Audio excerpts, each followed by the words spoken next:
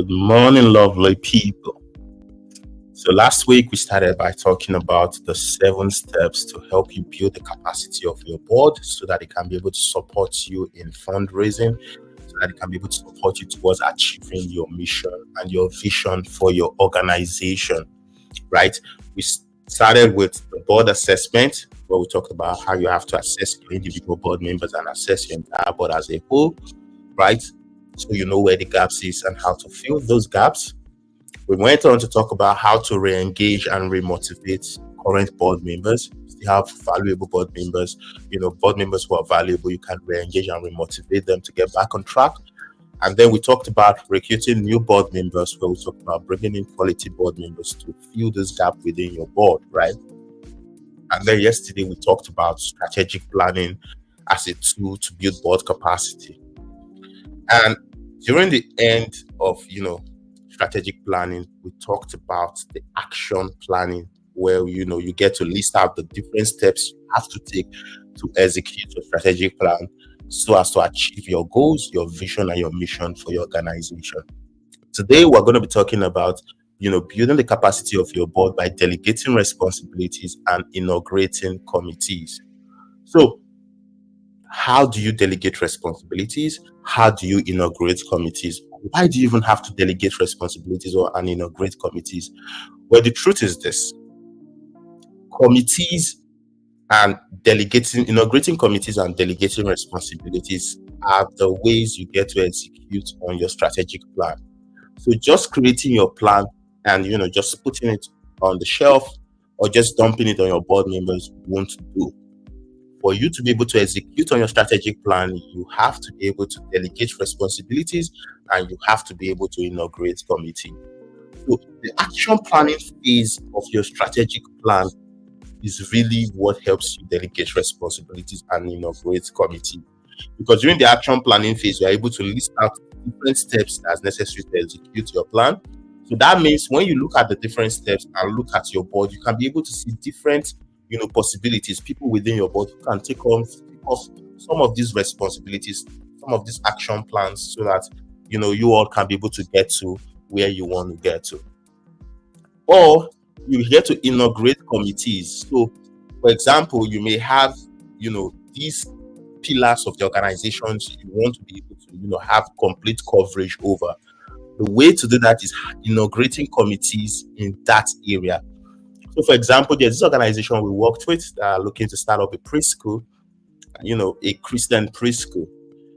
When we talked about delegating responsibilities and inaugurating committees, we then, after strategic planning, we've been able to list out these are different things the school has to, do to be able to set up and begin to run so that they can achieve their vision.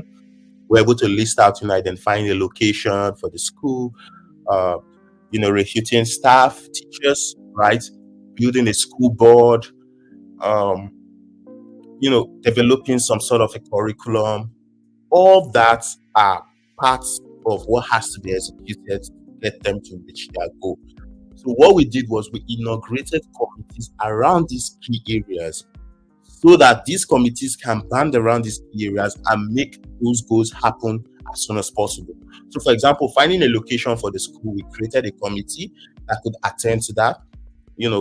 2 to 3 board members who have the experience as regards, finding locations, and then we inaugurated our committee so that they all can begin to work towards achieving that goal. We also saw that the school needed some sort of a school board, so we also went ahead to create a committee that's in charge of, bringing in those people who are going to serve on the school board. Another key aspect we also looked at was the branding of the organization. Having those tools, those websites, social media handles, all that out there. We also created a committee that could come together to choose the logo, choose the, design, choose the colors, define the website and all that has to go into the branding, right? We're doing this so that we could be able to have coverage over these different areas at the same time. So it means the board is finding a location. It means the board is trying to brand. It means the board is also trying to find school board members. The board is also trying to hire. All these are happening at the same time because we're able to inaugurate committees that could zero in on those areas, report back to the board, and ask for support from the general board. So you see, inaugurating committees help you achieve a lot more than just working as a board, right? When you work as one board, it means the board is diverted towards many attention. The board is trying to find a location, the board is trying to brand, the board is trying to raise money, the board is, it begins to pull the board towards these different areas that weakens the board, right? But when you're able to set up committees that can follow through on these different areas, report back to the board can now, operate as a one board, but yet achieving different aims at the same time in a more spectacular and practical way. So inaugurating committees is one very good way to execute on your strategic plan, right? Looking at where are the pillars, right? You have to be able to look at the action plan and look at the different areas that are the pillars of the organization, and then you inaugurate committees around these areas so that people can begin to execute towards these areas, right? Another step is delegating responsibilities. So when you look at the entire action plan, you're going to see some things that each board member can just pick up and just help the board with or help the organization with. That's where we come to delegating responsibilities. When we come to strategic planning, we don't push responsibilities on people. We put out all the responsibilities and ask board members to pick up responsibilities that they can help with. So, of course, there are responsibilities where you have to bring contractors. There are responsibilities where you have to, engage outside help. But majority of the time, right, most of these responsibilities are things board members can always help with. So it could be, for example, building partnership with say, for example, building partnership with another organization. The board member can initiate that. It doesn't mean the whole board has to be involved in that process. Or it could be, just anything, depending on the organization. But giving the board members the opportunity to be able to pick up tasks that they can help with within the organization is one key way to be able to execute your strategy. And again, without having responsibilities that the board members engage, or without having committees that board members get to work within from, how do you keep your board members engaged and committed to the organization? So it means you have to be able to delegate responsibilities. You have to be able to inaugurate committees where board members can begin to work from, so that your organization can begin to move on. So your board members are committed and they are invested and they are supporting the organization. So that's really the goal of delegating responsibilities and inaugurating committees when it comes to board members. And then when it comes to inaugurating committees, it doesn't just end with board members being in these committees. So, for example, we could have a branding committee that the marketing director or marketing officer is a part of. We could have some sort of, let's say, for example, a corporate funding committee that we could bring in stakeholders from within the community to be a part of. So, when you talk about committees, it's not, relegated to just board members.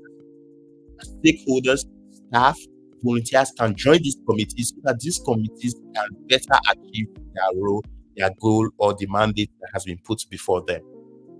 So this is really how you get to execute a strategic plan, and also how you get to engage your board members once they come into your organization, or if they're already in, how you get to re-engage them and remotivate them. After re-engaging them and remotivating them, you must delegate responsibilities to them so that they can be engaged, so that they keep coming to the organization, putting their effort. That is one key role to ensure that you build the capacity of your board member. Also remember, you can also inaugurate committees that are around the pillars of your organization, around those main areas you're looking to cover up, and then have board members band together in these committees, find stakeholders, staff, officers, volunteers to band around these committees so that they can be able to begin executing your strategic plan and getting you closer to your vision that you remember. So, that's all I have for you today. Building the capacity of your board by delegating responsibilities and inaugurating committees.